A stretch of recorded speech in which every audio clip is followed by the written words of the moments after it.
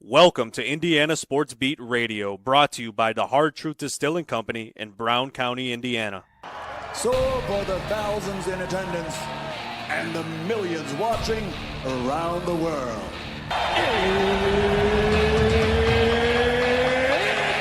Time! Three on the way. Oh! It went in! It went in! And Indiana wins the ball game! Know your role and shut your mouth, you jabroni! Float game for the win! Tyree talking to the Rolex wearing, diamond ring wearing, gift stealing, wheeling dealing, limousine like, jet flying, son of a gun. Taylor's gone. Jonathan Taylor. Goodbye. Touchdown, Indy. I'm never taking a back seat to anybody and don't plan on starting now. Another edition of Indiana Sports Beat Radio coming to you on this Tuesday from the Hard Truth Distilling Company studios. High atop Rack House number 1. Hope you are having a great day, great start to your week. Looking forward to another show here today. Mike DeCourcy will join us, of course. Chronic Hoosier, and we'll hear from Coach Shannon and Griffith as do a little shuffle this week for the Thanksgiving holiday. IU baseball pulling in quite the class, man. I saw that they have the 15th ranked recruiting class. Indiana men's soccer moves on to the Sweet 16. So great continuation of the season for those guys. Indiana men's basketball starts play in the Bahamas tomorrow. The women, unfortunately, come up a little short in the championship game to North Carolina, a game that was tight, and then it was not. In the third quarter, North Carolina just imposed their will and pulled away to a pretty big win.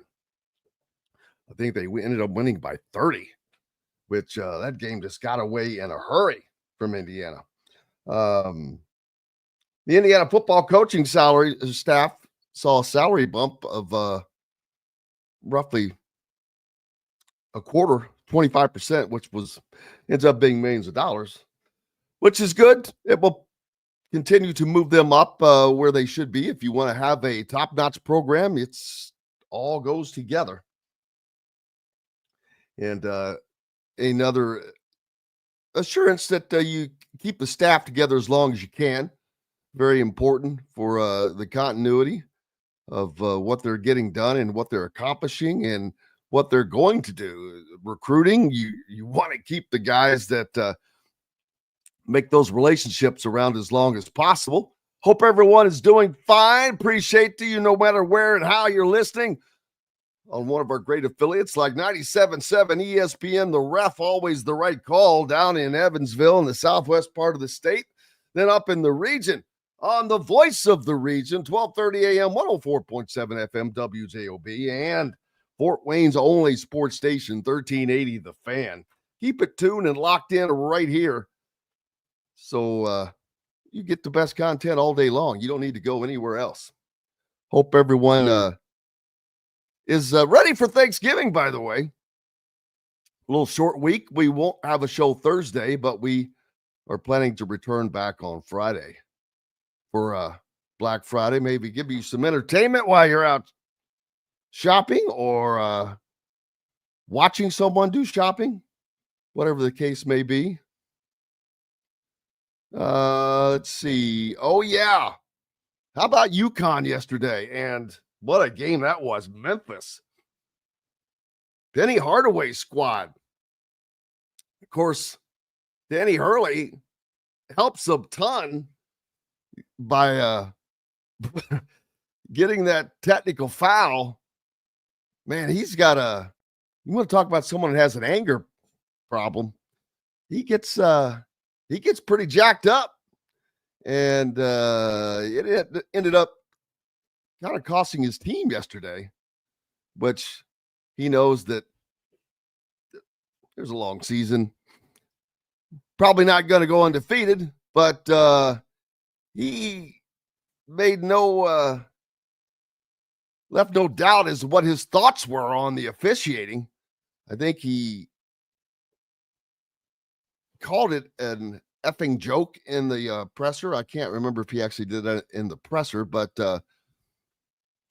he certainly used that language to draw the technical foul in that game towards the end. So, yeah, he dropped to his knees afterwards and was assessed a technical foul for his displeasure over the call of Liam McNeely, of all people. And boy, you can certainly see what Indiana is missing by not having him. He is a performer for UConn. Not only that, you've got Derek Queen, who is been a performer for Maryland. Speaking of which, both out of Montverde. And Trent Sisley yesterday with 10 points was on TV, their game against Wasatch that they won by 30. As a matter of fact, Kevin Boyle, the coach of Montverde, had some good things to say there. He was asked about Trent Sisley and what his role would be on this team. And it's a little surprising because this is a team that lost Derek Queen, lost Cooper Flagg, the number one player in the country, to Duke off of last season's national championship team. Both of those guys, pretty big fellas. But Trent Sisley is actually ending up playing the 5 some for Montverde, which is a little surprising. But it's actually helping him because he is getting to do this in a much more spacious role. He's still getting to play the wing. It's going to, I think, be of great assistance to him for when he moves on to college to Indiana. But his game is certainly getting improvement just because of who he's playing against, how they're playing. And you can watch him, and he is going to be a very he's going to be a great utility tool. He's going to have a lot of tools in his bag when he gets to college. Outside shooting, rough and tumble play inside. He's just continuing to improve on what he had already been doing, but he's getting better at it. And great to see. Let's hear what Kevin Boyle had to let me get that back there. And oh, daggone it. I want to hear what he had to say yesterday in this. And hopefully we can hear this. Let me make sure that is. But it was some great things. If I ever get to it, my goodness. All right. Don't even know how to operate my own daggone phone. Here we go. And Trent Sisley sometimes doesn't get talked about enough on your team. He does the dirty work. What's his role going to be for you this season? Well, I think, again, depending on the matchup, sometimes he's got to sacrifice and play some 5 for us. And we do want to do a number of things, which we didn't get to do today. I didn't think we played great in the half-court offense when they were physical. I think we need to get better at that, but we should be able to get Trent when he's the 5 in a lot of pick and pops, out of a Euro pick and pop, a high horns pick and pop, a wing, empty wing pick and pop where he can really stretch or drive it. So he's incredibly important. Yeah, he's having a good year, learning a lot down there. So congratulations to him. Let's see. Pete asking, how do the girls get run out of the gym like that? He's talking about yesterday down in the Bahamas. Man, it's weird because this team, we've seen this happen a couple of times over the last couple of seasons. Last year out at Stanford, they got beat by 30. Last year at Iowa, they got beat by 30. This time they get beat by 30 by North Carolina. It's weird. I've never seen a team that as good as they are And by that, I'm not saying that they're the number one team in the country, but they're still a good team. But I've never seen a team that is that good get beat so badly so often. It's just odd. But I can't answer that. They don't have the play in the middle that they're used to with Mackenzie Holmes no longer there. So I guess that's one answer. But yeah, I don't follow. I've not covered it enough this season to know what they've got going on. So I really wish I had a better answer for you than that. But the college football playoff poll comes out tonight. And it's the last one of the regular. Well, that's not true. I guess next week's will be the last regular season college football poll after the games have completed prior to the conference championships. So we'll have a pretty good indication of who's going to be where after this weekend. We'll be able. I think Indiana, honestly, is going to end up playing close to home, about 4 hours north in South Bend, Indiana. I think Indiana will end up playing at Notre Dame.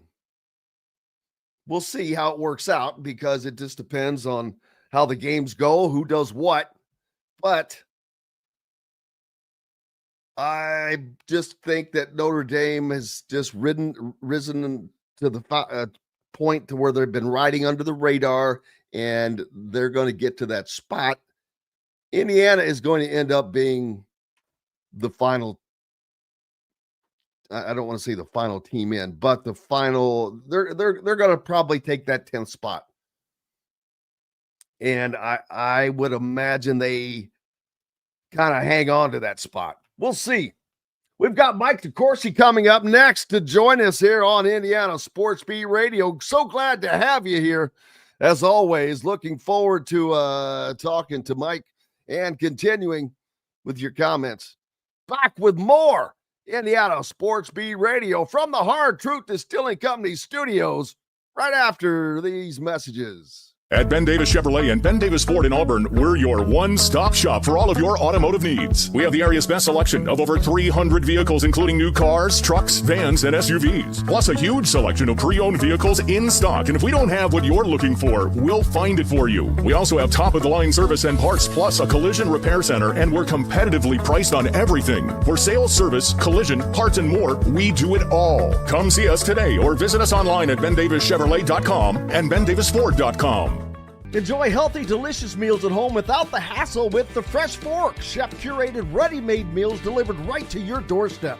Proudly fueling IU athletes and now available to you with a menu that's always fresh and diverse, from hearty proteins to fresh salads. The Fresh Fork empowers you to make better food choices without compromising. Let the Fresh Fork help transform your lifestyle for a healthier way of living today at thefreshforkonline.com. Use promo code RADIO20 and get $20 off your first order. Country living is just a swing away.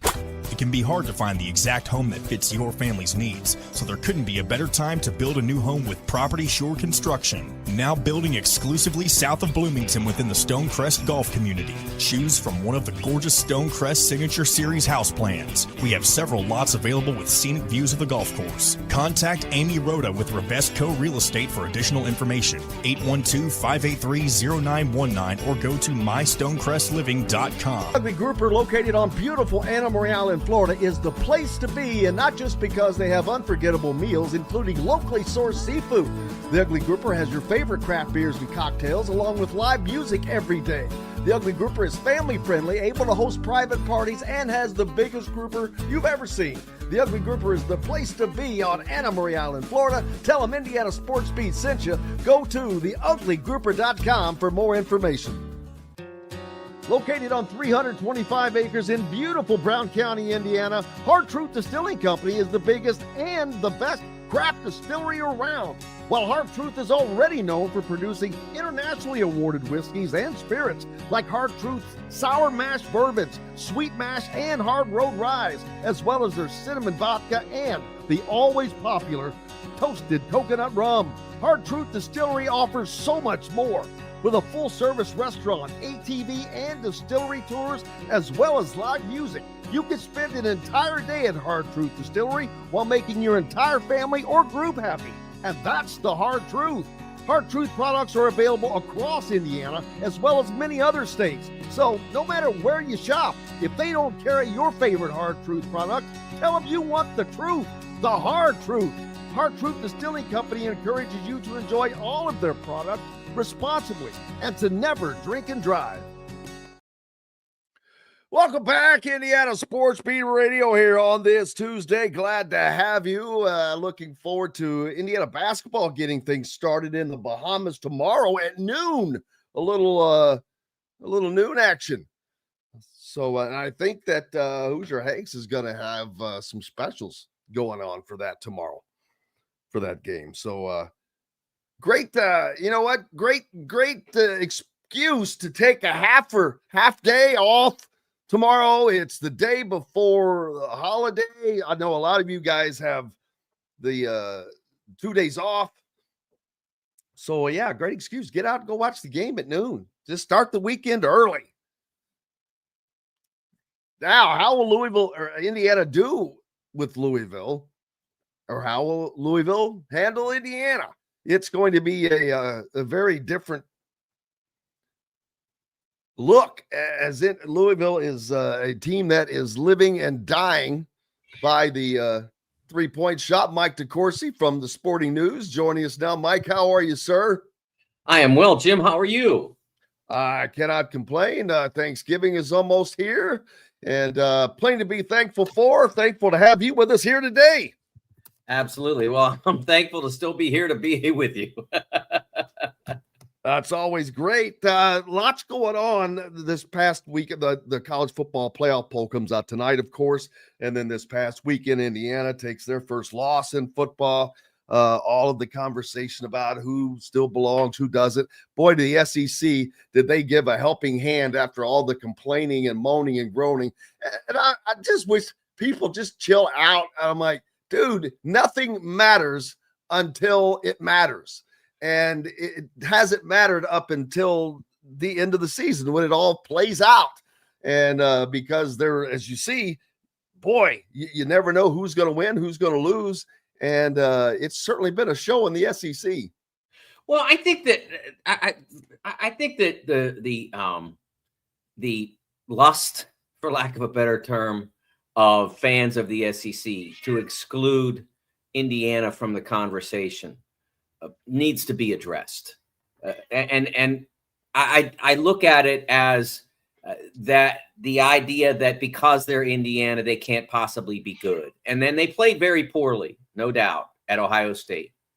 Ohio State is also the best team in the country. It's just my opinion, and I don't put it on any more than that, but I think they're the best team in the country. I think they went to Oregon and lost by a single point on the road in a tough environment, and have won at Penn State, beat a very, I still say a terrific Indiana team. They've played one of the things that bothers me about college football right now, Jim, is that there are all these metrics out there that purport to gauge individual team strength. And it's mostly just a guess because there's so little intersection between an SEC team and a Big Ten team and a Big 12 team and an ACC team. There's so little. The entire SEC has played 16 games against P4 plus Notre Dame competition, the entire league. And for the Big Ten, I believe the number is 14. So you can't gauge anything on that. There's no data to support the data.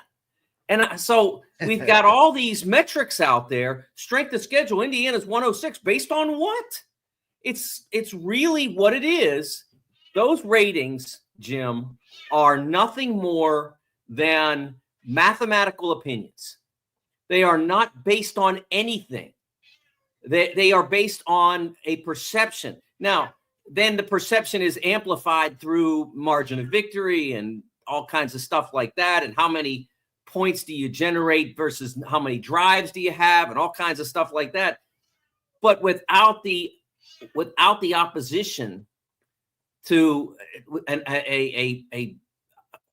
a variety of opposition to understand the value of it, you can't really know. That's why basketball it works, because right now we're seeing it in Maui. Yesterday we saw UConn, Memphis, we saw Carolina come back on Dayton, we saw Iowa State and Auburn, two terrific teams, face off against one another. So we're seeing that in real time, the construction of the data apparatus that makes college basketball work.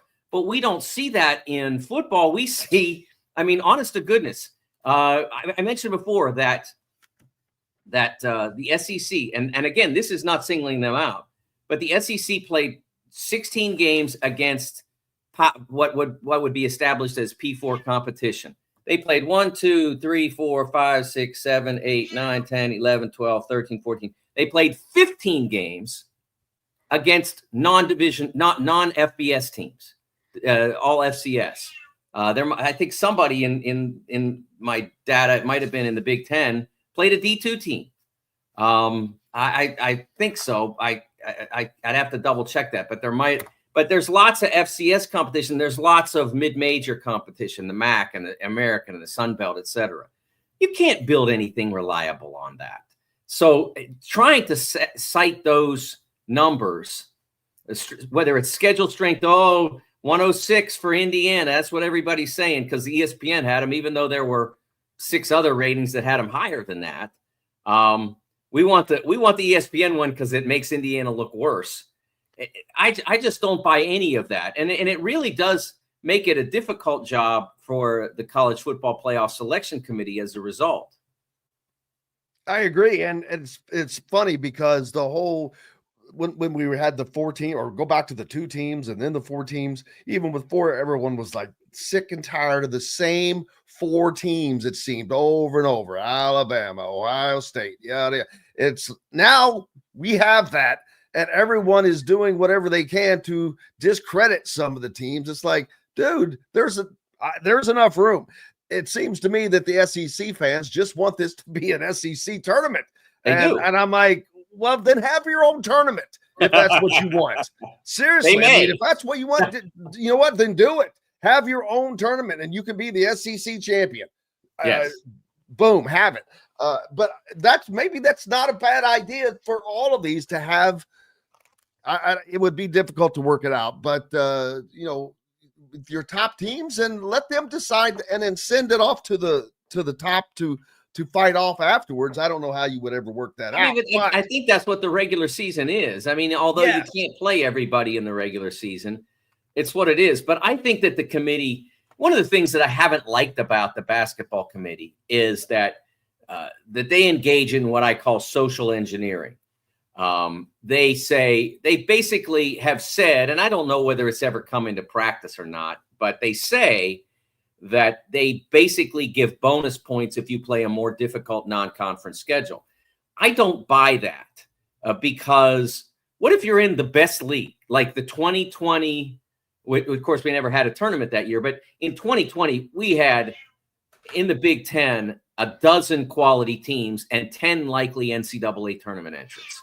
That's what, if you look at the bracket matrix for 2020, the final matrix had 10 Big Ten teams. So I agree with you, Brian. It would be good to have him on the committee. I agree as well. But what they say is we give you more points, so to speak, if you play a more difficult non-conference schedule. I think that's unnecessary and overkill because in basketball, you do end up playing. You can be evaluated on your schedule as a whole because you have the opportunity to play your non-conference games and then you play in your league. If you judge your league to be really powerful and don't play as difficult a non-conference schedule, and then you don't get enough quality wins in your league, that's your problem. You created that problem. But in football, they need to do this just so their data can have more impact. They need to encourage teams to play more difficult schedules. I don't know that you would go this year and say, okay, because so-and-so played a more difficult non-conference schedule, we're going to give them bonus points, because you didn't set that out as a qualification in advance. But I think starting next year, they have to say to people, look, if you play a more difficult non-conference schedule, we're going to notice. And maybe you get a little grace if you're an SEC team with a third loss because you played at Ohio State or whatever. But they need that just so they can have some validity to their data. Their data is meaningless. There's nothing there. If you're talking about you're averaging one Power 5 game per team outside the league, and that's all. And in a lot of cases, those Power 5 games are played mostly by the weaker teams, so your stronger teams aren't getting it. And this is true of Ohio State. It's true of Indiana. They did not play strong out of conference schedules. They played mostly mid-majors and non-FBS. So it's true of a lot of teams that they didn't play strong enough schedules, whether it's in the SEC or the Big Ten. But the difference is in the Big Ten, the teams we're talking about didn't fall. They didn't stumble, but in the SEC they did. I saw one person who from the SEC network on Twitter yesterday who pointed out how difficult it was to get a win on the SEC road. And what, look how brutal it is. Nobody can win on the road, except the following teams all have SEC road wins, even though they're not in the SEC. California, which is, I believe, in 12th place in the ACC. Georgia State, which is currently a 3-win team. Notre Dame, of course, at Texas A&M. Miami Hurricanes, and the power that is the Toledo Rockets. Those teams all have SEC road wins. So why can't why can't Ole Miss win at Florida? Why can't A&M win at Auburn? Cal can win at Auburn. Why can't A&M? I don't buy that. Alabama lost at Vanderbilt and Oklahoma. Yes, exactly. And Oklahoma is not exactly lighting the world on fire this year. Oklahoma is not the Oklahoma we are used to. Not at all. Can't in most games can't score, but they put 24 up on Alabama. How about Kansas? Kansas is the most remarkable story of the back half of the football season. This is a team that started the year 2-6, and then all they do is beat 7-1 at the time Iowa State, ranked. Then they beat undefeated BYU, ranked in the top 12 of the college football playoff. Then they follow that up with a beatdown of Dion's Colorado team, ranked. The first FBS team in history that has a losing record to beat 3 ranked teams in successive weeks. That is a crazy deal. And it's unfortunate that they can't recover from their early season mishaps. I don't know what went on. I wasn't covering Kansas to really pay enough attention. But Mike, I have great respect for what Lance Leopold has done there. It was a la a Kurt Signetti kind of a move, because it was the same move. He come from Buffalo after a great success there, and man, they had some success at Kansas, and that's a tough league. The Big 12 is it doesn't have much at the top, but there's not a bottom hardly either. It's just they're just pretty solid all the way through, and anybody can lose to anybody. That can't be said more so of any other conference than the Big 12, I think. One of the things that Lance is doing really well now is maybe the toughest thing to do in college football, because there's so little reward for that kind of rally. Your season's basically over at 2-6 or whatever. And so what do you have to play for? Pride, the NFL draft, maybe your NIL possibilities in the future, and to be able to go through that difficult stretch and with a team that had little to play for. And I guess technically now they do have something to play for, because they could make themselves bowl eligible, I believe, by winning their final game. So I guess technically they had something to play for, but it was really far out in the future, out in the distance to be able to believe that you could make anything of that. And they did. I think that's really impressive. I wouldn't put him, into the forefront of the coach of the year conversation, but I think that's a really impressive coaching job for Lance Leopold to be able to do that. Yes, and they have a chance now to finish the season. If they can get a win, they're going to be bowl eligible. Right. And when you're 2-6, to think about bowl eligibility was probably not was in the forefront of their thinking. Yeah, 2-6 and facing maybe the three most difficult games they'll play all year, and they took them all. And like you said, they didn't just take Colorado down; they just destroyed them and made it so that Colorado will have no avenue into the playoff aside from possibly still winning the Big 12, because they're like the machinations on who gets into the Big 12 playoff, the final championship game. I got no idea. It's all over the place. So I don't know if Colorado has a chance, but I do think that it'll be really interesting to see what shakes out in the Big 12, how it works out. I don't think they'll get multiple teams in the field, but their championship, the pursuit of that championship will be fascinating. Here's a question from Jamie, which I already know the answer to this for you, but because that's coming soon. But the question is, how soon will it happen? Expansion of the college football playoff, and do they go to 14 or 16? Yeah, the word that we've heard originally was 14, and I don't have a problem with that. I really don't. I don't have a problem with 16. I always thought that was the logical way to go. Although if you do go to 16, my thought was always that you should have a bid for every conference. I don't think they'll do that. That's not what the goal is. But what I don't want to see, Jim and the audience, is multiple bids, multiple automatic bids for any conference. That's a mistake. That everything that we saw on Saturday, and what an amazing Saturday it was from the IU game and the consequence contained in that game to the end of the day with Auburn LSU, everything that made that day extraordinary and one of the great days, one of the great regular season days in college football history, would be destroyed if you gave multiple automatic bids to the Big Ten and SEC.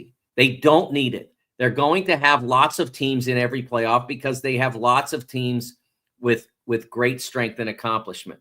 They don't need that. But if all you have to do is finish fourth, well, right now, okay, Oregon, Ohio State, Penn State, Indiana.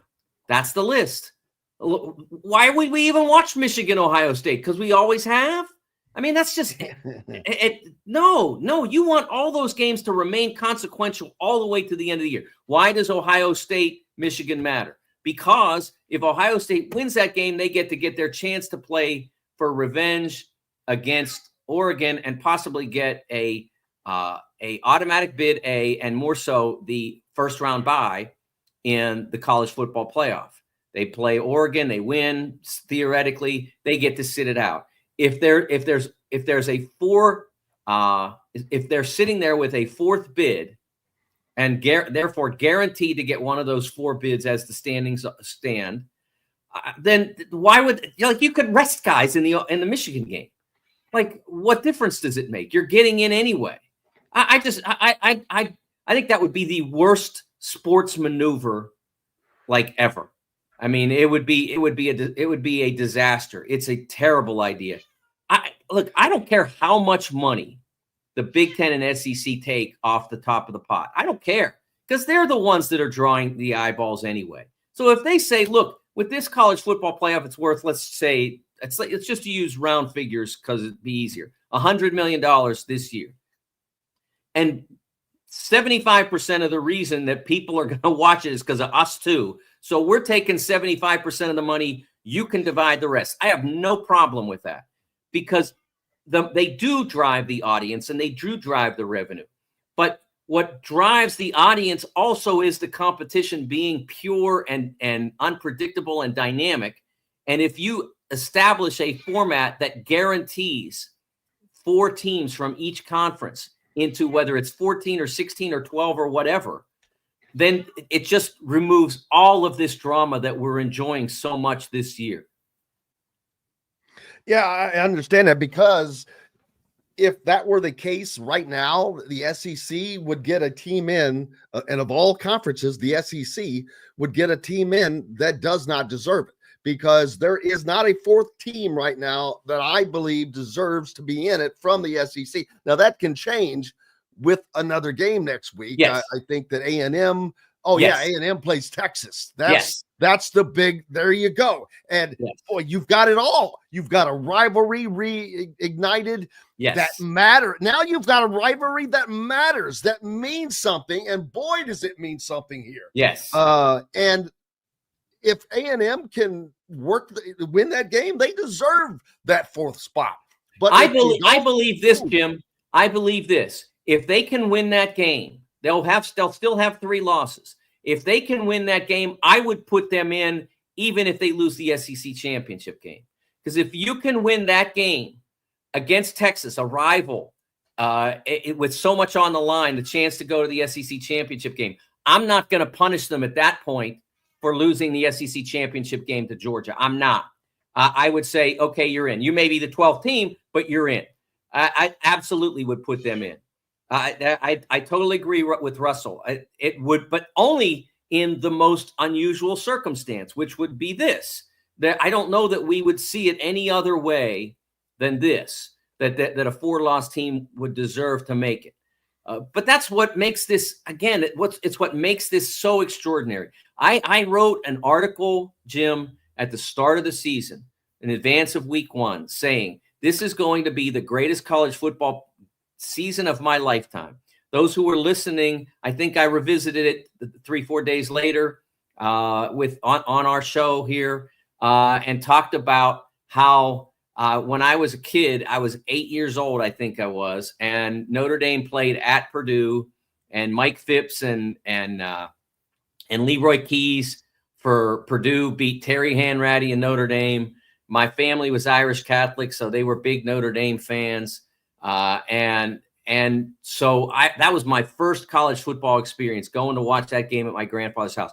So we're talking about literally almost 60 years of being a college football fan. And I waited my whole life for this season. And I will tell you, Jim, it has exceeded my expectations. It has been even better than I thought it would be. I sat there on Saturday afternoon, Saturday day, because I went all the way, starting with the Buckeyes and the Hoosiers and that game. And I didn't stop feasting on college football until the A&M Auburn game was over at triple overtime, 4 overtime game that Auburn won. And when I stayed up until 11:45 to watch that game a year ago from a sub 500 team and a team that was going to like the Cotton Bowl, maybe? No, not in a million years. I'd have gone to bed. Why would I stay up for that? I'm not a gambler. I don't bet, so I wouldn't have stayed up for that reason. So I stayed up because it was going to have an impact on this football playoff. It was going to make a huge difference. And I was looking at Twitter at the time, and there were lots of people talking about that game that I think a year ago would have paid very little attention. And not only that, there's well, actually, it's the wrong one. Russell asked, why is no one talking about Notre Dame? Well, and I only bring that up because look at all the different teams we've just talked about in the last 5 minutes. And that is the great thing about this playoff, is all of these different teams, all these different scenarios. I remember when, boy, if you lost a game earlier in the season, you were done. It was like, oh, it's over. Why play the rest of the year out because you've got no chance? Now, boy, you can lose a couple of games, but work your way back if you have the right games to do it and if you take care of business. And that has not been the case before. It's kind of like basketball. You're not out until you're out. And right. And that's what makes this awesome. And this has been the best college football season in the history of college football. 100%.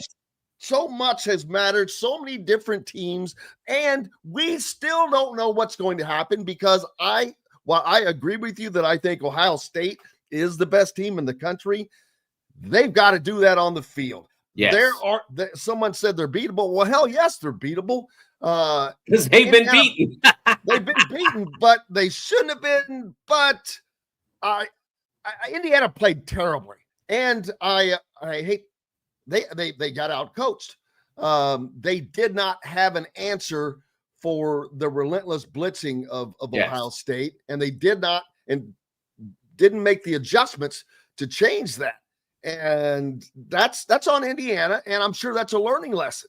I will agree with you on that, but I think that part of it was the two special teams mishaps. Oh, it's horrible. I think without those, you adjust from a stronger position. They were having to adjust from a weaker position because of those two touchdowns. I know the one wasn't a special teams touchdown, but it was a special teams, here, take it and score a touchdown. So they were essentially two special teams touchdowns. And without those, they maybe could have adjusted to the blitzing from a stronger position. As it was, they were adjusting from two touchdowns down, and it was more inevitable that they'd pass, therefore more inevitable that the blitzing would matter. And nothing really turned out well because of those two plays. They were the decisive plays in the game. As great as Ohio State played, they changed the way that game developed.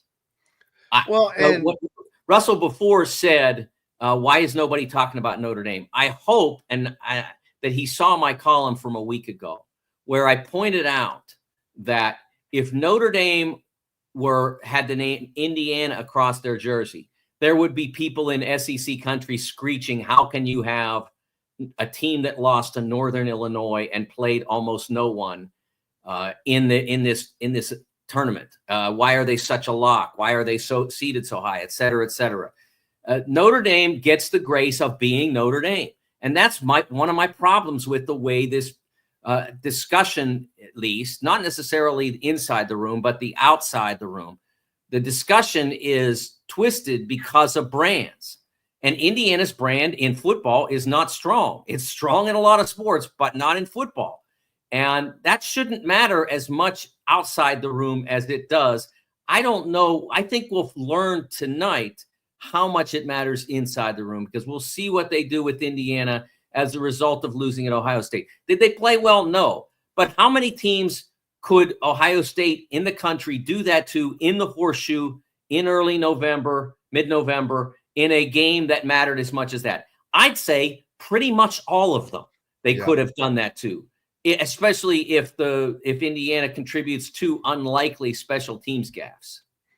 Not only that, you take that 14 points, and then the other critical time of the game for me was Indiana had Ohio State backed up to like a 3rd and 35 or something. Oh, yeah. Just inside of midfield.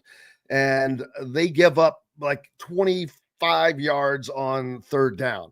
Still have a 4th and 10 coming, and Ohio State goes for it, and they give that up. Now they in turn would stop them with a 4th down stop at the goal line, but they can't do anything. They punt the ball back, and they score because of a short field. That's 21 points right there with the gaffes, and there's your game. And you add into the fact that Indiana did not adjust offensively with their play calling, and I think that was just some inexperience by Shanahan against. He's never game planned against an Ohio State. I don't care what Kurt wants to say about James Madison and all that they've gone through. That ain't never happened, brother. You have never been in a stadium with 105,000 people, and that it made a gigantic difference. So not many JTTs in the Sun Belt, right? No, but I think that's a great learning experience for this staff, for this team, because now they know what it's like. They know how to differently prepare, and it's better for that to happen then than at Notre Dame in the college football playoffs or whatever the case may be. Yeah, I think that now they know what it's like to play an elite opponent in that environment or a similar environment with great consequence. They hadn't gone through that before. They had played in big games before at various places. James Madison had played in big games, but it is different when you play against the very best in their home on that with that much consequence on the line. I mean, remember, if Indiana had won that game, they basically were close to a chance to come to Indianapolis and play in the championship game. I mean, all they would have had to do is beat I know they're a rival, but Purdue is not having their strongest football season. So they would have been close to, at least they would have been able to book the bus trip, up the highway there. I think it was a good experience for them, even in defeat. I didn't like the way the rest of the college football world reacted to that performance, because I know they weren't watching and saw, look, Indiana, again, did not play well, but they weren't like 7 touchdowns worse than Ohio State. They made significant mistakes that contributed to a huge margin, but they weren't. It wasn't there's not that much difference. There's a difference. As I said, I believe Ohio State's the best team. They'll get a chance to make up for it this week, and they'll have to. So, but we've got to take a quick break, Mike. I went too long on that segment. We've got to get a little bit of basketball in as the battle in the Bahamas starts. Battle for Atlantis in the Bahamas starts tomorrow. We're back with more after these messages from the Hard Truth Distilling Company studios. Located on 325 acres in beautiful Brown County, Indiana, Hard Truth Distilling Company is the biggest and the best craft distillery around. While Hard Truth is already known for producing internationally awarded whiskeys and spirits like Hard Truth's sour mash bourbons, sweet mash, and hard road ryes, as well as their cinnamon vodka and the always popular toasted coconut rum. Hard Truth Distillery offers so much more. With a full-service restaurant, ATV, and distillery tours, as well as live music, you can spend an entire day at Hard Truth Distillery while making your entire family or group happy. And that's the Hard Truth. Hard Truth products are available across Indiana, as well as many other states. So no matter where you shop, if they don't carry your favorite Hard Truth product, tell them you want the truth, the Hard Truth. Hard Truth Distilling Company encourages you to enjoy all of their products responsibly and to never drink and drive. When it comes to apparel and promotions, Freethink has you covered, literally, whether it's 24 or 200 shirts for sports leagues, businesses, or groups. Freethink Apparel and Promotions can also create your very own merchandising store. Freethink Apparel and Promotions did it for Indiana Sports Beat Radio, and they can do it for you. Whether it's screen printing, embroidery, digital printing, promotional products, vehicle wraps, or anything else under the promotional line. See what Freethink Apparel and Promotions can do for you at freethinkapparel.com.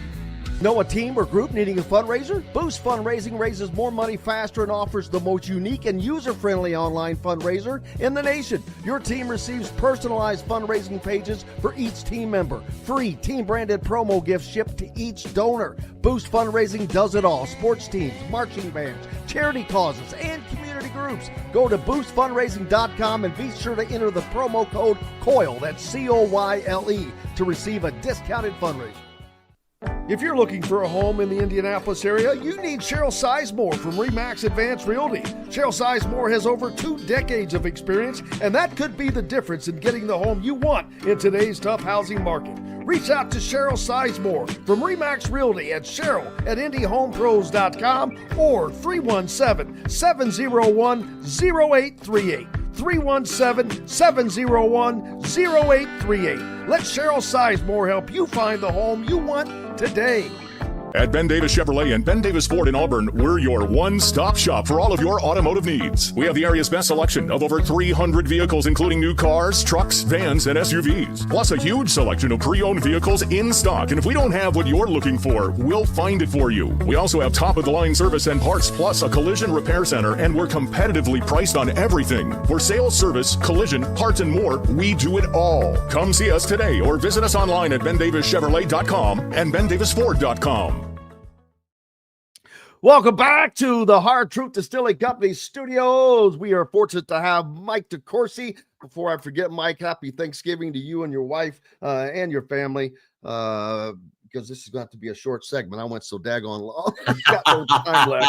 I wanted to make sure I got that in before I forgot. Indiana playing down in the battle for the Atlantis in the Bahamas. Man, we've seen what this early tournament basketball is like already with some incredible games in Maui. Boy, did Maui miss this tournament, and this tournament miss Maui, because the Magic returns on cue. Man, those were great games. I wish we had time to talk about them, but quickly, how about Danny Hurley? Man, you got to get his business in check a little bit, I think. Yeah, I will say that I was sitting opposite the bench at the Final Four, opposite the UConn bench for both the games. I was on the front row of the media space, directly opposite their bench. And he's a great guy and a phenomenal coach. And it just doesn't have to be like this.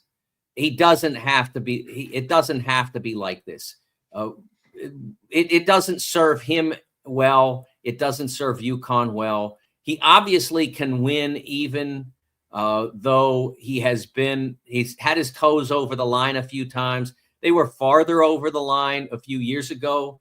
But I thought last night, in a very heated circumstance, the Lahaina Civic Center, where they finally returned after last year's fire, to have the tournament there, is a really small place, and the benches are really close to the floor. And I think that actually amplified, not because of the proximity. I think that energizes him even more because he's so close to the floor. And I thought that, look, was it a bad call on the over the back on Liam McNeely? Yeah, because I don't think the box out was there. I don't think the Memphis player, I can't remember which one, I don't think he was there well enough to warrant the over the back call. But this is a 97-94 game, I think was the final score. Or maybe it was 99-97, whatever it was. It's 200 points scored practically. I'm sure there were lots of other missed calls along the way. That one was consequential, no doubt. But you can't, in that circumstance, allow yourself to get a technical, to have the bench get a technical because you disagree with the call. I don't. It's too close a game for you to afford any lost points there. So I think Dan would be much better served, and UConn would be much better served for him to be passionate, but not quite as much, not as demonstrative during games as he often is. I mean, I don't know that he's any worse than our buddy down at Iowa. But it doesn't, you're not teaching the players anything. I mean, because if you're doing that, why would you expect them to not do it, to not have that mindset? Indiana taking on a Louisville team that you've got 30 seconds to give your thoughts on. I think for Indiana, it's still about becoming the best version of Indiana. I think they're still working on that. One of the things that we talked about with Maui is how well the offenses operated, even against really good opposition. And I don't think Indiana has quite gotten that flow down yet. And they're going to need that to in the Big Ten. They're going to play a lot of terrific offensive teams. They're going to need the flow to happen. I think they're an improved offensive team a year ago, but they can't have a struggle on a day when Mackenzie Mbako misses shots, because every player, Steph Curry, Larry Bird, they all had days where they didn't hit. Mackenzie had one recently and they struggled. You can't, if he's not making shots, you can't just break down. You got to have other alternatives. Absolutely. What's up next for you, Mike? Well, Thanksgiving, and happy Thanksgiving to all the fans listening of IU, Purdue, Notre Dame, whoever else. Louisville, that should be a nice little border battle we got today. And I've got a column coming out where I express a lot of the same thoughts about this college football season that I did here. So you got a preview of that in our first segment. Great deal. Mike DeCourcy from the Sporting News. Grateful, as always, to have you, sir. Thanks, Jim. Happy Thanksgiving. Happy Thanksgiving to you. We've got more coming up. That's going to wrap it up for this hour. We'll be back with it right after these messages from the Hard Truth Distilling Company studios. Andy Moore Honda is Bloomington's #1 Honda dealer for a reason. Buy a new Honda and get a 3-month break from car payments. That's right, no payments for 90 days. That includes the all-new, all-electric Honda Prologue, and you get it for just 0.9% financing. Or the 2024 Honda Ridgeline Black Edition or the Honda Accord LX, both for just 1.9% financing. Get more to your door from AndyMooreHonda.com, Bloomington's #1 Honda dealer and your best place for new and used vehicles. Hoosier Hanks East, located on College Ball Road in front of Kroger in Bloomington, is everything you could want. Great food like their custom pizzas, wings, wraps, unbeatable daily drink specials, live music on Fridays, and Hoosier Hanks East is home to Inside Indiana Football and Inside Indiana Basketball coaches shows hosted by Don Fisher. Be on the lookout for Hoosier Hanks ticket giveaways to Indiana and Colts games on social media. Stop by and meet Hoosier Hank at Hoosier Hanks East on College Ball Road in Bloomington. Hungry for something a little different? Well, head to the Rusty Gator Fork and Ale in Bedford, where oceanic flavors meet southern charm with a Cajun flair, like their loaded voodoo fries, gator bite, or jambalaya, and so much more. The Rusty Gator also has live music each Friday and Saturday night with some of the best local and regional artists around. Visit the Rusty Gator Fork and Ale in Bedford and get your Cajun on. If you're looking for a home in the Indianapolis area, you need Cheryl Sizemore from RE/MAX Advanced Realty. Cheryl Sizemore has over 2 decades of experience, and that could be the difference in getting the home you want in today's tough housing market. Reach out to Cheryl Sizemore from RE/MAX Realty at Cheryl@IndyHomePros.com or 317-701-0838. 317-701-0838. Let Cheryl Sizemore help you find the home you want today. Located on 325 acres in beautiful Brown County, Indiana, Hard Truth Distilling Company is the biggest and the best craft distillery around. While Hard Truth is already known for producing internationally awarded whiskeys and spirits like Hard Truth's sour mash bourbons, sweet mash, and hard road ryes, as well as their cinnamon vodka and the always popular toasted coconut rum. Hard Truth Distillery offers so much more. With a full-service restaurant, ATV, and distillery tours, as well as live music, you can spend an entire day at Hard Truth Distillery while making your entire family or group happy. And that's the Hard Truth. Hard Truth products are available across Indiana as well as many other states. So no matter where you shop, if they don't carry your favorite Hard Truth product, tell them you want the truth, the Hard Truth. Hard Truth Distilling Company encourages you to enjoy all of their products responsibly and to never drink and drive.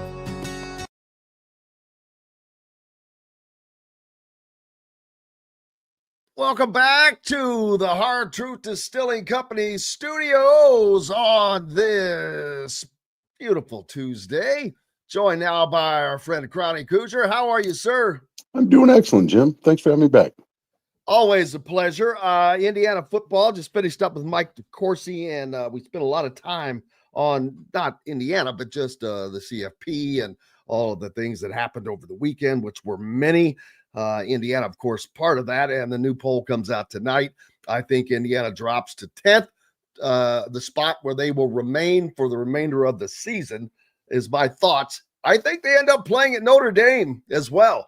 We'll see. Everything has to play out, but that's what my thinking is right now of where Indiana's going to wind up, which, boy, I guarantee you nobody, including me, had on their bingo card at the start of the year, Indiana playing Notre Dame in a college football playoff game. Yeah, it's wild that, you find yourself at the apex of the program's history right now, in contention to be selected for the college football playoff, and you feel like they've left something on the table. Unfortunate outcome at Ohio State for sure.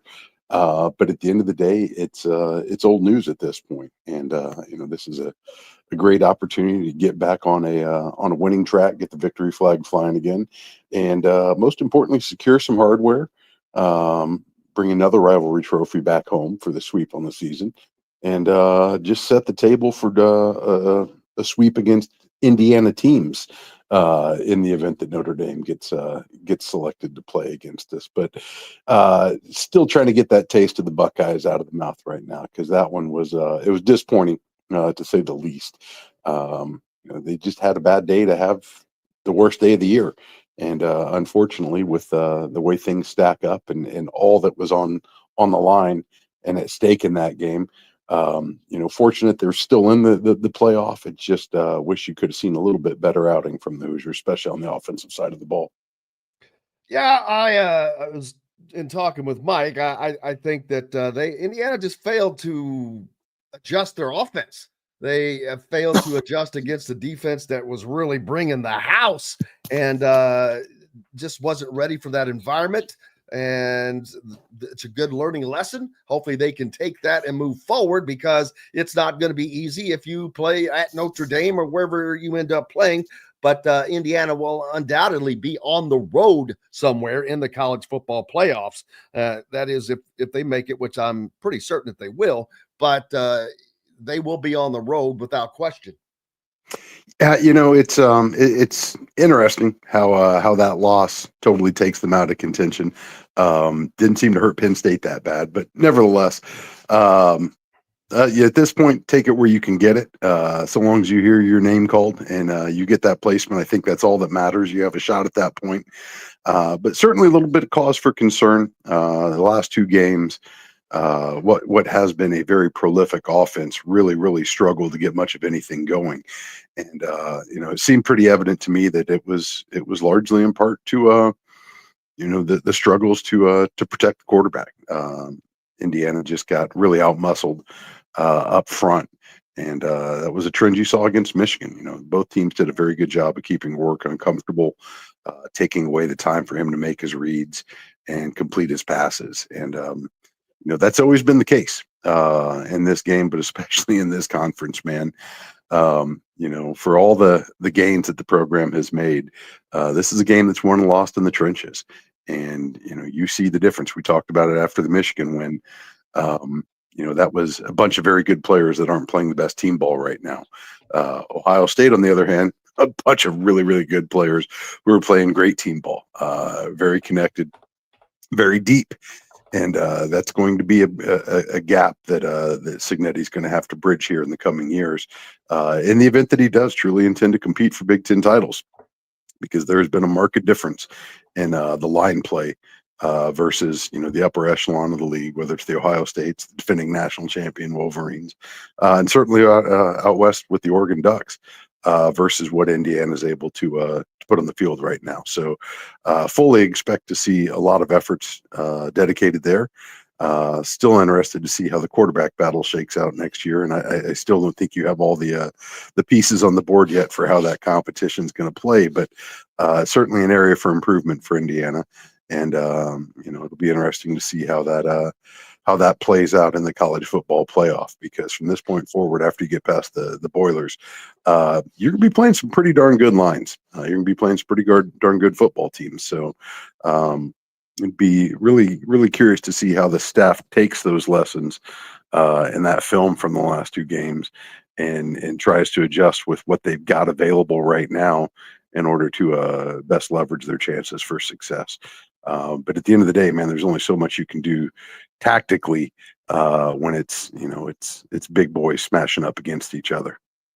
Well, and that is something Indiana will improve on, as this season has afforded them the ability to recruit at a higher level. And I think that that will continue, and that will pay dividends in that regard. Meanwhile, the Indiana men's basketball team is about to start play in the battle for Atlantis in the Bahamas tomorrow. The women fell short in the championship game last night, but the men will open play against a very new Louisville team with 13 new faces on a roster that includes 13 scholarship players. So it's a completely new team, new coach in Pat Kelsey. They rely on the three-point shot, which has kind of been an Achilles heel to defend for Indiana. If Louisville gets hot, that could be a problem for Indiana, and it's going to be interesting to see how they try to run their offense against Louisville in a game that could be an up and down type deal if Louisville gets their way. Yeah, there's, as you mentioned, this is an entirely remade Cardinals roster and bench for that matter. The common opponent in Tennessee, Louisville fell by 22 against them. So you got to feel good as far as the overall matchup, but it's going to be interesting to see how the backcourts match up. Louisville's currently turning over opponents at an astounding almost 26%, good for fourth best in the nation right now.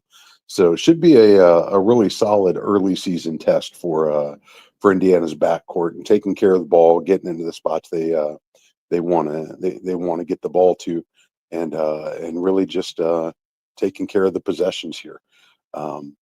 This is a real high stakes week for Indiana with such a lackluster non-conference schedule so far. This is going to be the chance to rack up some tournament wins before Big Ten play starts. So you would love to see him get off on a strong foot tomorrow. And like the women, let's just see where it can take them and let the chips fall where they may. But unlike the women, Indiana really needs some quality wins this week, just in order to bolster the tournament resume come March.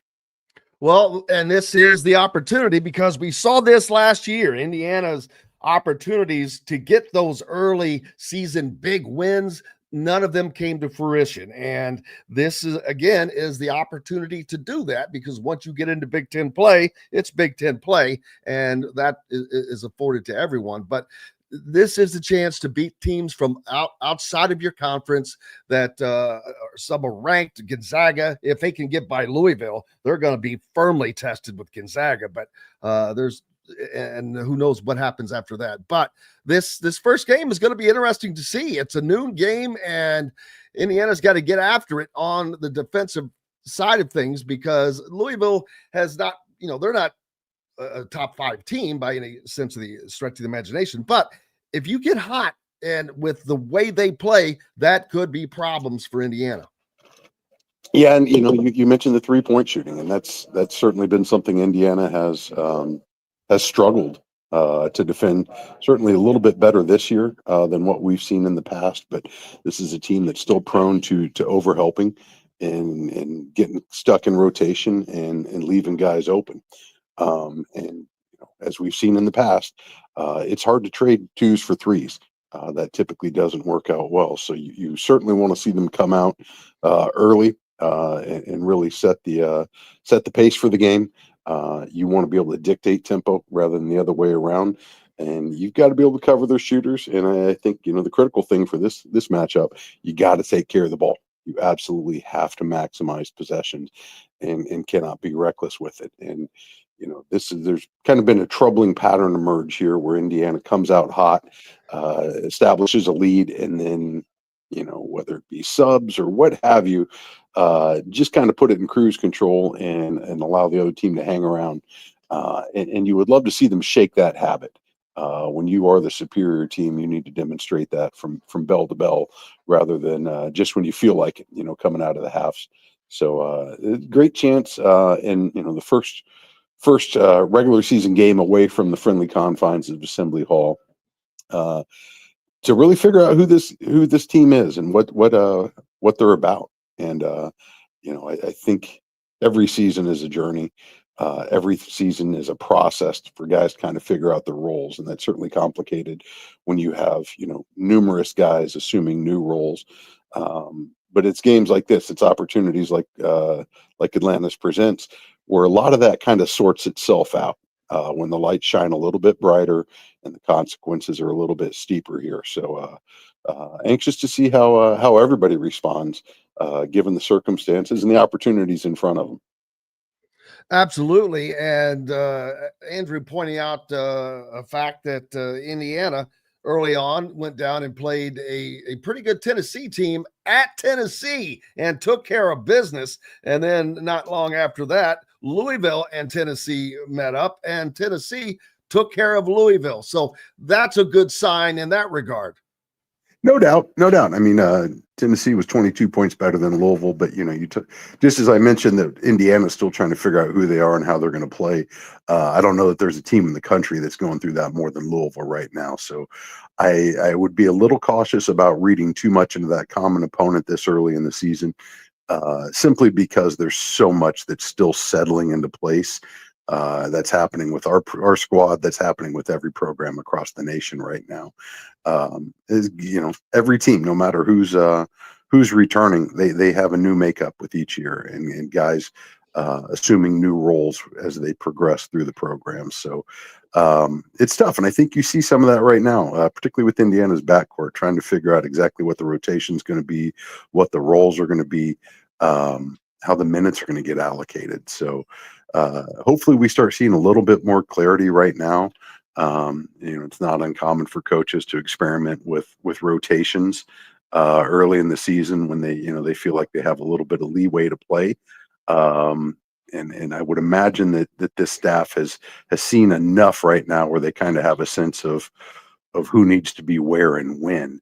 But it's certainly something that continues to raise eyebrows when you see a team that comes out, Indiana, after starting a little slow to begin the season, they've had a couple of great starts only to kind of let off the gas. So you can get away with that against the UNC Greensboros and sometimes the South Carolinas. Field that you're going to see in Atlantis, I wouldn't assume that you're going to have that luxury. I don't care which team you're playing, whether it be Louisville or Gonzaga for that matter. They need to figure out exactly how they can get the most of the depth of talent that they have available this season. And, it's looked at times like you didn't necessarily have everybody pulling in the same direction. I'd certainly like to see that perception change. Yeah, my only concern is when Mike was asked about what is his team's offensive identity, he says, "Oh, we don't know yet," which it's not just that comment, but the fact that what is the plan? What is the plan going in? I mean, certainly there has to be one. And if that doesn't work, I understand adjusting. But what is the initial plan? And what that seems to be is not what was said it was going to be. There's a lot of talk about up tempo, more shooting of threes, and I don't know that we've seen that. It's been a little bit more of the same of the buddy ball type system, and that's fine if that works to a dominant fashion. But I don't think that the college game allows for a team that is not capable of putting up and hitting some 3-point shots and on a pretty relatively consistent basis. I'm not asking or saying that they should be hitting 15 a game, but you've got to put up 20 a game, and I don't know that they're doing that with what they're doing right now. And then you've got Mackenzie Mbako, and he really was out of not in the flow in that last game and never really got into it. Spent a lot of time on the bench, and so it's just a lot of questions still for this team, but a lot of questions that actually should be answered in the Bahamas. You would certainly like to think, and that's one of the big question marks right now. Is you've seen, particularly in Mbako, he has proven that he can be an absolute nightmare to match up against. Absolutely, he is tremendous. And yet the ball sometimes just completely loses him. And that's something that you can't have happen when you've got a guy that's got all-American potential. The ball needs to find its way to him. You've got to find a way to get him in spots where he can pose the problems that he does. So that shouldn't be that hard. Miles Rice has proven he is more than willing and able to push tempo. Exploit that. And what a joy he has been to watch. Now he has been a really bright star for this team. He has risen up. You can see he's becoming a floor leader, Chronic. No, absolutely. I mean, I've had several conversations here. He certainly looks like the best point guard Indiana's had since Yogi Ferrell. And we saw what Yogi was capable of. It's amazing what solid, competent guard play can generate. But he's got to be in a position where if he's not the one doing the scoring, he's setting the table for everybody else. I think Malik Renew has quietly had a phenomenal season, but again, sometimes the ball just gets stuck and doesn't seem to find its way. And that's it's not uncommon, I should say, to kind of struggle to figure out exactly what that distribution is going to look like when you have so much talent available. But I think it's kind of frustrated by the fact you're used to having a running big man pretty much for the last 5 straight years, from TJD onto Khalil Ware. You don't necessarily have that in Balo right now. You don't necessarily have the dynamic playmaking ability in the post that you've previously had, at least on that side of the block. Meanwhile, you've got Renew on the other side of the block, who's providing a little bit more. Yet still, this team loves when things aren't necessarily flowing, just to dump the ball down low, give him space, and let the big guy work. And sometimes, it's been a struggle just to get the ball on the block right now. And I think that's just a product of guys kind of learn each other's tendencies and habits and be able to anticipate where that next step is going to go. And I think you saw a lot of frustration, particularly with Trey Galloway in that last game, where you could tell they were just not synced up together and causing a lot of turnovers and some really ugly possessions. And, the question is how quickly can you work through that, and how effectively can you get your playmakers to making plays right now. And you've seen Bryson Tucker show some spurts. I think Luke Goody is still trying to figure out where his spot is. He's getting plenty of wide open looks. He's just not cashing nearly as many as you would expect. And I don't know if that's a confidence matter. I don't know if that's just getting acclimated to the shooting backdrop. I don't know what it is. But you can go down the line with a lot of these new guys, and you can just see the struggle in them trying to really find out what groove they're going to fill with this team. And hopefully everybody does find a groove. It's not always guaranteed that they're going to.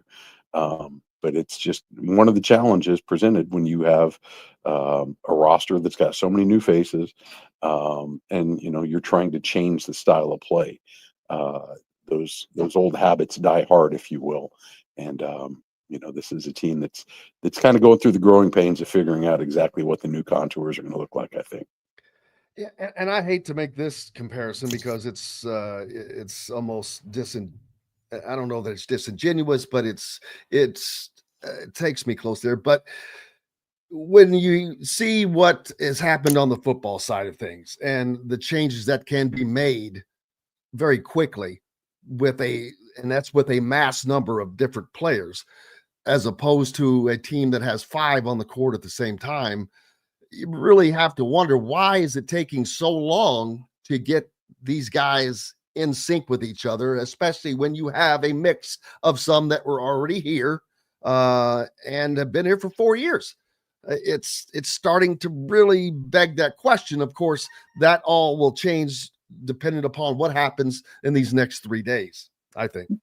No, I think it's natural and expected that you're going to have guys struggling to adjust. Galloway's a great example. Here's a guy that's been here now for quite some time. He's worn the captain's armband. He's been your starting point guard. Now you got him coming off the bench. That's not always an easy pill for guys to swallow. You have just so many different faces there that I think it's one of those, and you see it with a lot of teams that consistently show up in the top 20 of the recruiting rankings. Sometimes it clicks, sometimes it doesn't. There's a reason the Kentuckys and the Dukes aren't in the Final Four every single year. It's not always a product of who has the most talent. It's who can put together the most complete team and get them, functioning on the same page together. And at the end of the day, we're still talking about young adults. I don't know, the kids is necessarily fair, but they're very young adults, and they're going through what all young adults do with confidence and doubt and egos and all of that. And it's a lot to manage as somebody who has managed many, many young adults in my professional career. They don't always, they're not professionals yet, even though a lot of these guys are bringing home paychecks commensurate with professional level.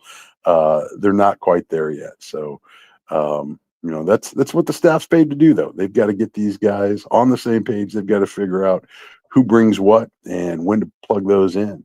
And I still have some question marks about Woody sub patterns and how it impacts the team's energy and the momentum. But also, I think this is where the staff has to figure that out. Because let's be honest, nobody won a title in November.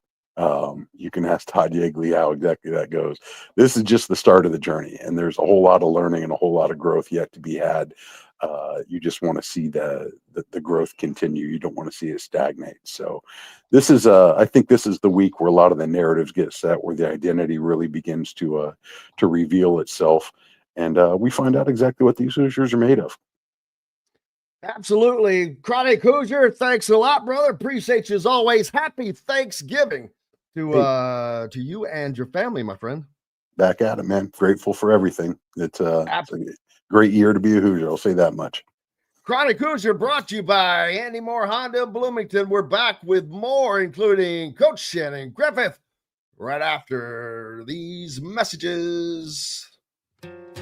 Located on 325 acres in beautiful Brown County, Indiana, Hard Truth Distilling Company is the biggest and the best craft distillery around.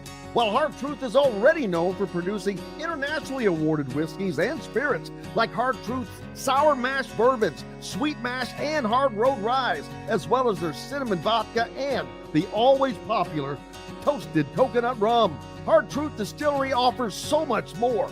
With a full-service restaurant, ATV, and distillery tours, as well as live music, you can spend an entire day at Hard Truth Distillery while making your entire family or group happy. And that's the Hard Truth. Hard Truth products are available across Indiana, as well as many other states. So no matter where you shop, if they don't carry your favorite Hard Truth product, tell them you want the truth, the Hard Truth. Hard Truth Distilling Company encourages you to enjoy all of their products responsibly and to never drink and drive. Country living is just a swing away. It can be hard to find the exact home that fits your family's needs, so there couldn't be a better time to build a new home with Property Shore Construction. Now building exclusively south of Bloomington within the Stonecrest Golf Community. Choose from one of the gorgeous Stonecrest Signature Series house plans. We have several lots available with scenic views of the golf course. Contact Amy Rhoda with Revesco Real Estate for additional information. 812-583-0919 or go to mystonecrestliving.com. Hoosier Hanks East, located on College Ball Road in front of Kroger in Bloomington, is everything you could want. Great food like their custom pizzas, wings, wraps, unbeatable daily drink specials, live music on Fridays, and Hoosier Hanks East is home to Inside Indiana Football and Inside Indiana Basketball coaches shows hosted by Don Fisher. Be on the lookout for Hoosier Hanks ticket giveaways to Indiana and Colts games on social media. Stop by and meet Hoosier Hank at Hoosier Hanks East on College Ball Road in Bloomington. Whether it's a night out with the family, after work with colleagues, or catching the game with friends, Bubba's 33 is the place for you. Bubba's 33 offers a mouthwatering menu of selections that are all made from scratch every day. The portions are big, but the prices are small. And with over 50 big screen TVs, you'll never miss the big game. Bubba's 33, pizza, burgers, beer. Ugly Grouper, located on beautiful Anna Maria in Florida, is the place to be, and not just because they have unforgettable meals, including locally sourced seafood. The Ugly Grouper has your favorite craft beers and cocktails, along with live music every day. The Ugly Grouper is family-friendly, able to host private parties, and has the biggest grouper you've ever seen. The Ugly Grouper is the place to be on Anna Maria Island, Florida. Tell them Indiana Sports Beat sent you. Go to theuglygrouper.com for more information. Welcome back to the Hard Truth Distilling Company studios on this Tuesday of Thanksgiving week. Happy Thanksgiving to everyone coming up. I hope you enjoy your days off and whatnot. Coach Shannon Griffith with us now. How's it going, brother? I'm doing great, my friend. This Tuesday, Thursday things got me all screwed up, I guess you could say, but I almost forgot that I was coming on today. I had to look at my calendar twice, and I thought, yeah, he did say something about that. So don't worry. I usually think Tuesday is Thursday. My days all run together. When there's 7 days a week, it all becomes one. I am glad to be with you on this great week of Thanksgiving and the bucket game slowly but approaching us here in Hoosier land. Yeah, you're the first person to even use the word bucket game on this week. I've used it in text several times, but I don't know why it's not come out of my mouth, because we're still talking about the college football poll, which will come out tonight. And I guess I have not completely put my sights towards Saturday and Indiana hosting Purdue for a shot at winning the bucket back for the first time in 4 years? Yeah. Yeah. The Hoosiers don't need any motivation as it pertains to what's in front of them this Saturday against, and I'm going to say it, although they're 1-10 at this point, a somewhat improved Purdue football team from earlier in the year.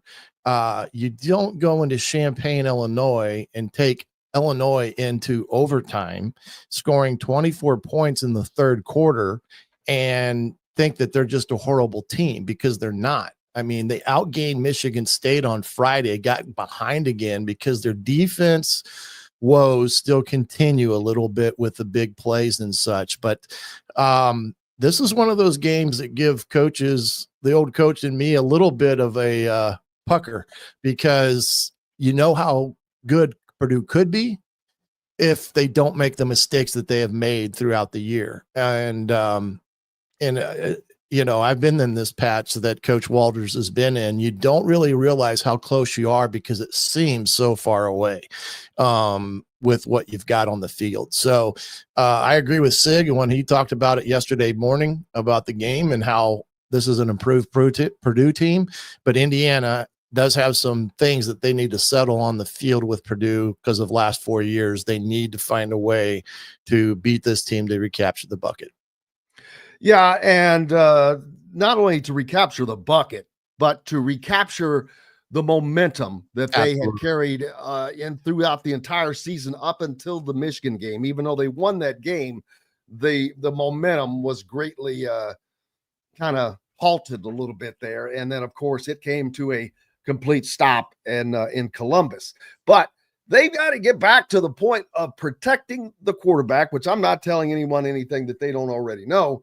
But partly it's because they've been up against better talent on those defensive lines that they have faced. Let's be honest here. We're talking about the defending national champion and the possible next champion, national champion in Ohio State. So they don't have that kind of talent.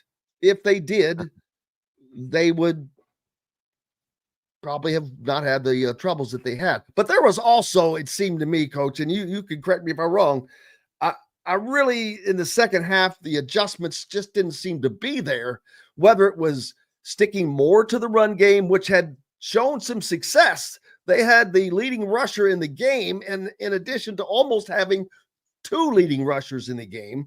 But the passing, to me, again, when you're having that kind of an issue, why not shorten up everything? Shorten up the routes, shorten a 3-step drop, boom, make it quicker, everything faster, and then create some havoc of your own to loosen things up. But they don't seem to do that. It's just like we're either going for our normal routine, and that didn't work.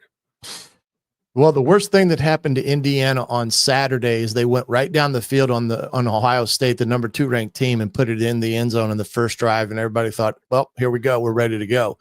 And I don't know what happened between that drive and every drive in between before the last one, because every blitz that Ohio State ran against Indiana, with maybe the exception of one, Indiana blocked that entire first drive.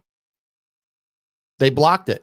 All the sacks that they gave up to the pressures that Ohio State brought, they blocked it. So something happened between the first drive of the game and the second to last drive of the game where everything that maybe they had went through all week went out the window for some reason. There was protection mistakes all over the place, something that I had not seen Indiana do. Now, part of that, like Signetti had said, the crowd, the loudness of the crowd, that was number one. And number two, when they went to the silent cadence, the tip of that was the right guard was giving a signal to Caddick to snap the ball. Well, that allows the defense just to tee it up. I mean, they know what the count is.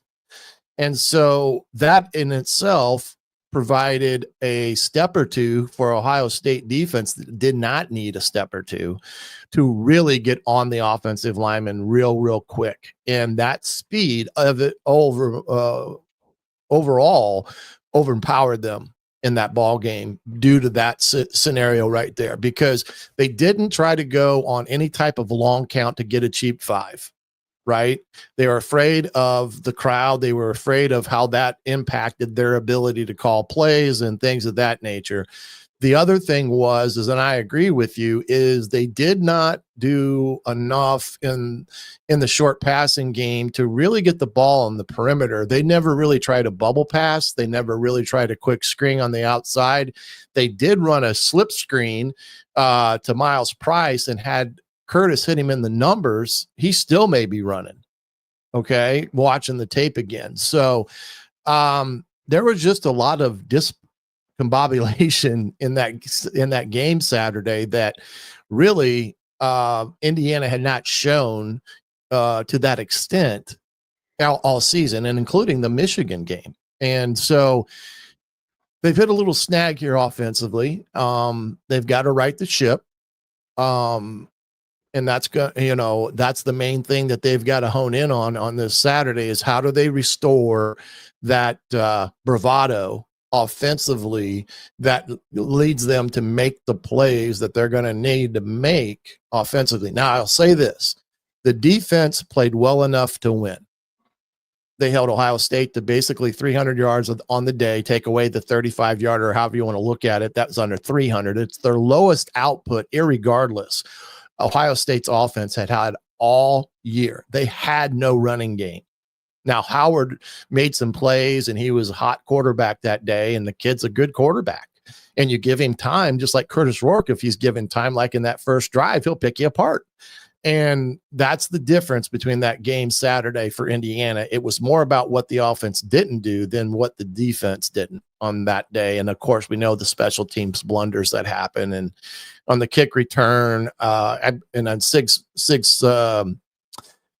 evaluation of that, if you're expecting to kick that ball right, and your cover team is expecting that, and it goes all the way over to the left side of the field, you're screwed. I mean, regardless of Caleb Downs returning it, you're screwed. And that's exactly what happened. I looked at it closely. There may have been a block in the back, but it wasn't enough to say that's a flag. And I think there was maybe one. The other two, I think, are the last one that I think somebody pointed out on Twitter, where there were two Ohio State defenders and it caught the Indiana guy turning like this. He had fronted that offensive guy up. That clip was taken after the block. Now, you may have said that was holding. You could have maybe said that was a hold, but I don't think it was a block in the back. I think there was only maybe one that you could really say that should have been called, but it wasn't enough to ultimately call it in that regard. But it's irregardless. You got to stop it, and you just can't give Ohio State 14 points. I don't care who you are, especially in the shoe. Nobody's going to beat Ohio State. So they actually gave them 21 points. Yeah, that's true. 21. The defense was responsible for just one of those. Well, that's not true. They're responsible for two. They were and the field goal. When they had them, 3rd and 35 or whatever that was, and they give up, and then they give up the 25-yard play, and then another on 4th and 10, they give up that play. But I know they stopped them, but the offense is now stuck down in no man's land, right? And they can't get anything out. And so now Ohio State has a short field again, and they just go in and score. There's 21 points between that and the two punt mishaps. That is, that's a recipe for disaster. Either it's also mental. You've got the crowd now. It's like, gee whiz! It seemed like the stadium was caving in around them. Well, and that's the other thing that I think maybe Sig alluded to this in his presser after the game. In some respects, they failed to meet the moment. They had adversity. They had adversity in that ball game. They didn't respond well, especially offensively. They didn't respond well. I know that they got stuck into the field positional aspect of things, and sometimes that's going to happen, and you've got to overcome it, which they had during the year sometimes. But when you're playing Ohio State and you're just giving them, I think I figured out the average field position battle was a differential of 21 yards. Ohio State had a 21-yard advantage in field position against Indiana. You add that on top of everything else, and you just can, I mean, that just spells disaster right down the, the card that you're trying to score on all day. So, that game's over, and you put it in the rearview mirror. There's not a thing that you can do about it right now other than take care of yourself. And that's what these kids got to do going into what is, in some respects, a little bit of a different week in terms of practice and Thanksgiving and things of that nature. But they have to come out, and I mean, from the word go Saturday evening, they have to come out with their hair on fire against this Purdue team, because if you give them any hope, if you give Purdue an ounce of hope, they'll smell blood in the water, and it's going to be a dogfight the rest of the night. And their quarterback's pretty darn good. This is all they have to live for. Exactly. This is the moment that everybody's craving for and wanting to have at the cusp of getting it. And while they may not be going to play in a championship, Big Ten championship game, unless some things happen, it is a championship game. It's a championship game in the sense that it gives them the bucket. It also gives them a spot in the college football playoffs, irregardless of how anybody wants to cut them down. The fact that the coaches and the AP writers put them at 10 this week was it was just a total BS move by all of them. I don't care who they are. The fact that they put Indiana at 10 after they lost to the number 2 ranked team at Ohio State and jumped Georgia, Tennessee, Miami, and SMU, those three, Miami and SMU especially, should not be in front of Indiana. I don't care what you say. It doesn't make any sense. Miami hasn't beat anybody. They lost to Georgia Tech, an unranked team, on the road. And it goes back to the brand bias, but this is a way of satisfying those who are moaning and complaining, but yet not kicking Indiana out of the CFP, so now you're making everyone happy. And that's why I think that Indiana will wind up in the same position tonight in the 10th position. It'll be interesting to see. Which is in essence the last position, because they're ranked higher than I think the Big 12 champion probably will be, and the group of 5. So, but those will supersede and push Indiana down to the last seed. The 12th seed in this tournament is my guess, and I can see them playing at Notre Dame. No, I think that's the avenue that this is going to go through. Now, the thing that everyone needs to watch is they snuck Clemson into number 12 in both the coaches and AP poll. Ooh. I'm interested to see where Clemson is in terms of the college football playoff poll and how that all winds up, because SMU. Does Clemson do they have a shot at making the ACC championship? No, it's going to be SMU and Miami, I think. Right? SMU's an ACC team. Miami's an ACC team. Well, they might try to sneak especially since Clemson is a big brand, sneak them in, because right now you're looking at only having 3 SEC teams, which is not something we expected, unless Texas A&M can beat Texas this Saturday. The other thing is this about the ACC, which I found very interesting for all the uproar about Indiana. SMU and Miami of Florida both have not either played each other during the regular season, nor have they played Clemson, who is the monumental top dog in the ACC. That is the top dog. So same thing with SMU and Miami. When you look at Indiana, they haven't had to play their top dog in the ACC.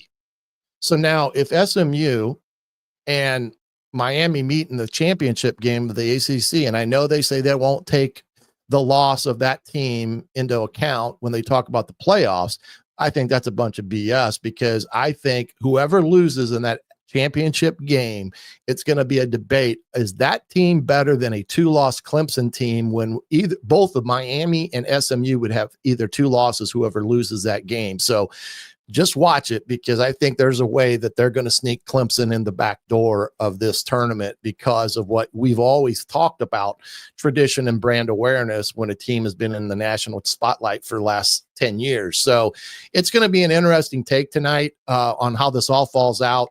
But for Indiana, we can talk as a group here, because that's what we do. We talk about things that may or may not occur.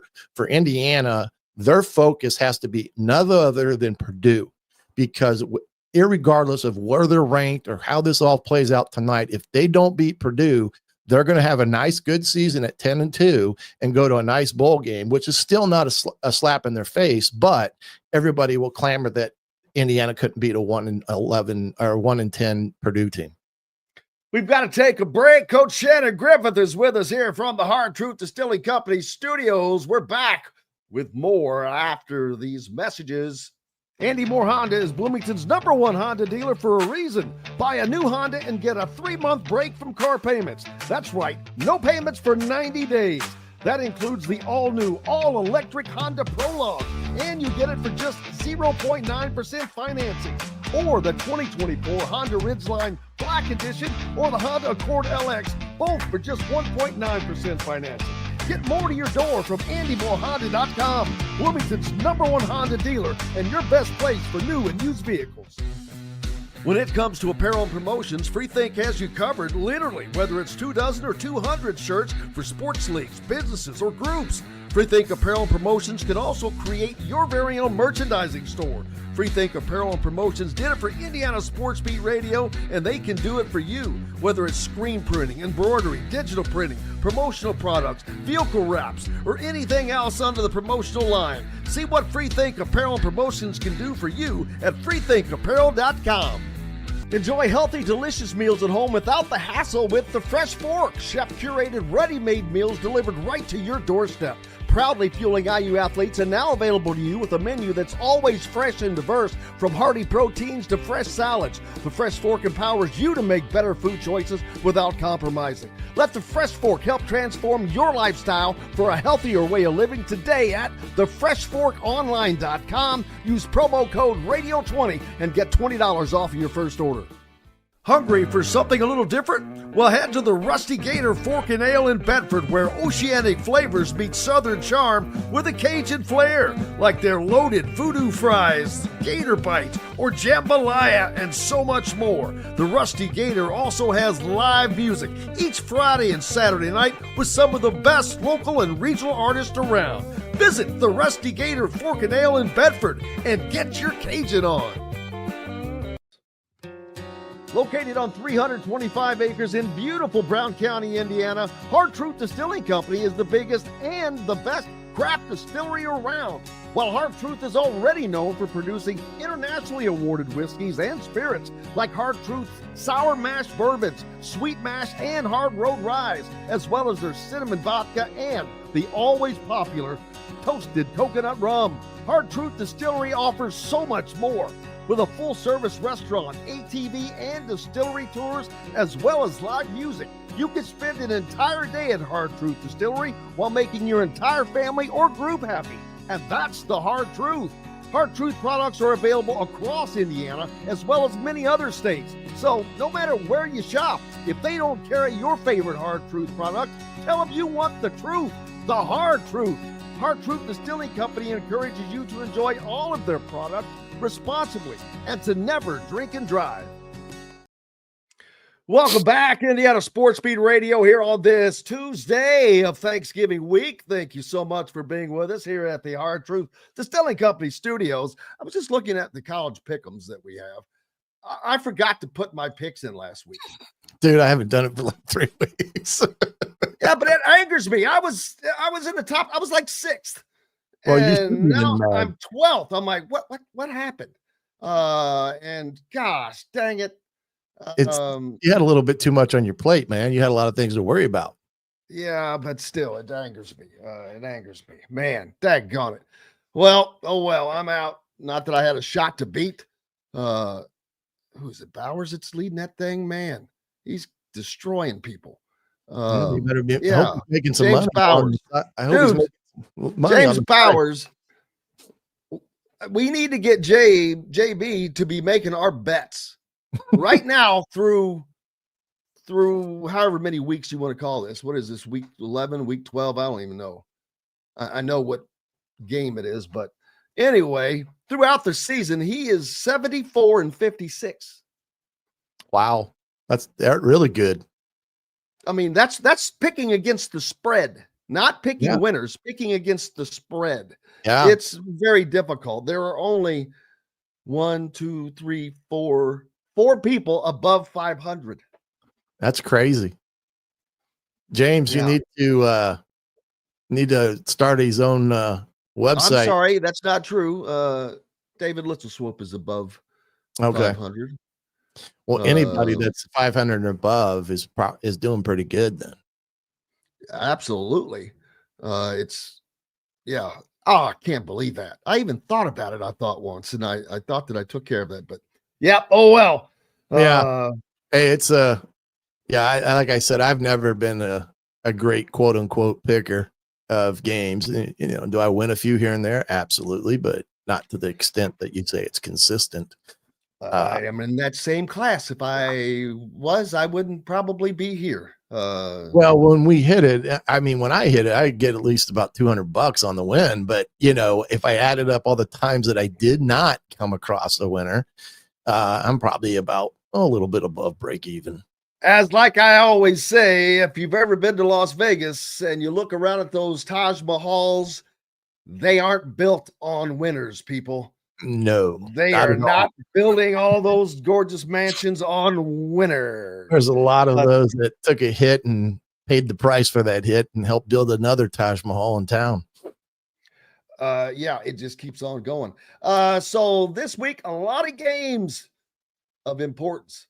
It's rivalry week. It is rivalry week, but there are games that matter. Almost every one of these. You know, Indiana, they have to win. Numerous reasons. Ohio State has to win for numerous reasons. Texas needs to win. Texas A&M could use that win because that would vault them into the college football playoffs most likely. So see, what is the schedule? Notre Dame is up. Notre Dame is the one that's up against the wall because they've got the NIU bad loss, and then they're playing USC, and that's a rivalry game. Yeah, but they stink. Yeah, but they've played better here of late. They made the quarterback change, number one. That's given. Well, they did do that. That was a little surprising. I've got to tell you, I was a little surprised to see that. Yeah, Miller Moss getting sat down. Yeah, and the kid that came in behind him against Nebraska lit it up. And so it'll be interesting. And is that a game on the West Coast? I think it is, isn't it? Who's that? Notre Dame USC. Yes, it's at USC. See, that even makes it even better in that regard for USC. Had they had to come to Indiana in the cold, would have been lights out for them. Absolutely. Well, the schedule this week for the Big Ten, Minnesota goes to Wisconsin. I think that's for the Paul Bunyan deal, isn't it? Yes. Yeah. Wisconsin, Nebraska goes to Iowa after finally securing bowl eligibility after losing 5 consecutive games. They after Indiana drubbed them 56-7, they didn't win again until last week. They fired their offensive coordinator and brought in Dana Holgerson, and he's had 2 weeks with the club. And they said Raiola played his best game in his career last Saturday. And coaching matters. Coaching matters. And so they may be, in a position now where they can get on a roll.